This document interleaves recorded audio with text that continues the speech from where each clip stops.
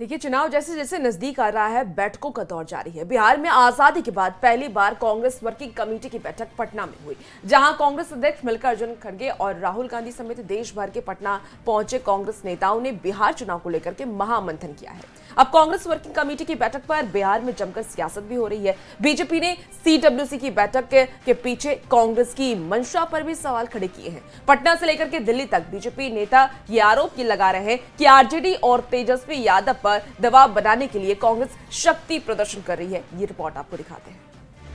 विधानसभा चुनाव को लेकर बिहार में सियासी हलचल तेज है। लगभग 3.5 दशक से बिहार की सत्ता से दूर कांग्रेस पार्टी ने अपनी खोई हुई सियासी जमीन को वापस पाने के लिए पूरी ताकत झोंकती है। बुधवार को कांग्रेस पार्टी ने सदाकत आश्रम में लगभग 85 सालों बाद पहली बार कांग्रेस वर्किंग कमेटी की बैठक की और एनडीए सरकार पर निशाना साधा, जिस पर बीजेपी सांसद और पूर्व केंद्रीय मंत्री रविशंकर प्रसाद ने करारा पलटवार किया और कहा, कांग्रेस को अतीत का जवाब देना होगा। बिहार के अपमान पर राहुल गांधी क्यों चुप रहे और जब चारा घोटाला हो रहा था तो कांग्रेस क्यों चुप थी?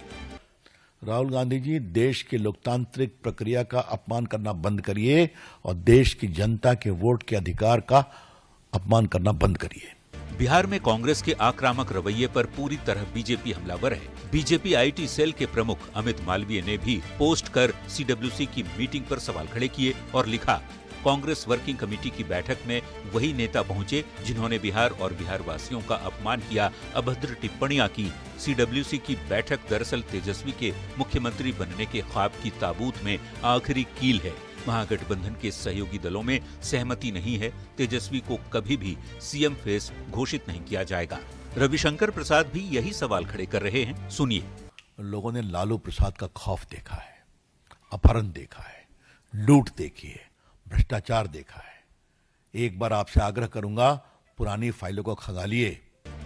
भारतीय जनता पार्टी कांग्रेस की मंशा पर सवाल खड़े कर रही है। बिहार में राहुल की यात्रा और कांग्रेस की सक्रियता पर यह दावा कर रही है कि कांग्रेस ने खुद को आरजेडी के बराबर स्थापित करने के लिए पूरी ताकत झोंकती है। शायद यही वजह है कि 85 साल बाद कांग्रेस को बिहार की चिंता हो रही है, ताकि आरजेडी पर दबाव बनाया जा सके। बीजेपी के इन आरोपों पर महागठबंधन के नेताओं ने भी पलटवार किया है।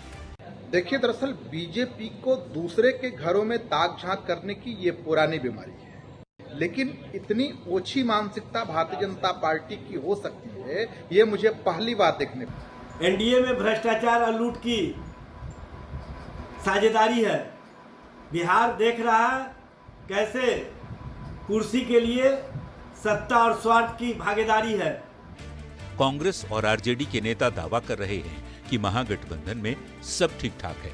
चुनाव में विपक्ष की ताकत देख एनडीए घबराया हुआ है, जबकि एनडीए दावे के साथ आरोप लगा रहा है कि महागठबंधन के अंदर खाने में एक दूसरे को ही कमजोर साबित करने की होड़ मची। देखना होगा इससे चुनाव में क्या असर पड़ता है। पटना संवाददाता अमित कुमार और रवि एस नारायण के साथ ब्यूरो रिपोर्ट, न्यूज़ 18।